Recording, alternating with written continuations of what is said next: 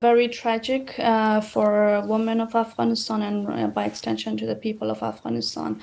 The way in which the Taliban came to power and their step-by-step restriction over women rights, this was coming. There was rumor about ban on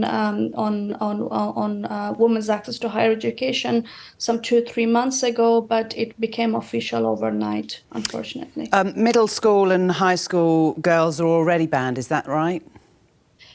Secondary school from 6th grade onward, it has been banned, and it has also been one of the most discussed issue internationally in terms of diplomatic engagement with Taliban to pressurize them. But higher education was still open, although the circumstances in which and the environment that was created made it really difficult for women to access universities. But still, there were thousands of girls going to universities across the country. Has there been any explanation other than it is by their Islamic rule? They have been using the excuses of procedural excuses, lack of staff, but it's clear by now, after their year-long ban on girls' secondary school, that it's the ideologies, the Taliban's ideologies, who the Taliban are. It's part of their identity.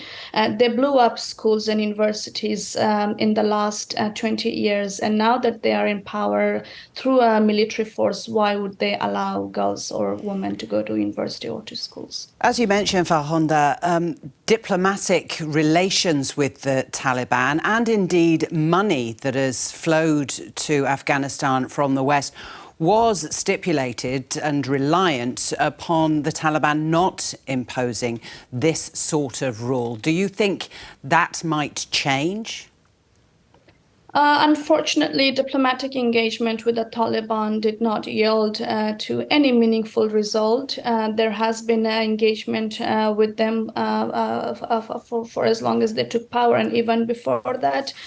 There were many attempts, and also the wishful thinking that the Taliban would change internally or evolve itself as an extremist regime and allow girls' education because of the incentives that were put for them in terms of diplomatic recognition, more fund and aid. Otherwise, the Taliban regime would not survive. But the Taliban cannot negotiate their own ideologies. According to them, they cannot step over their ideology.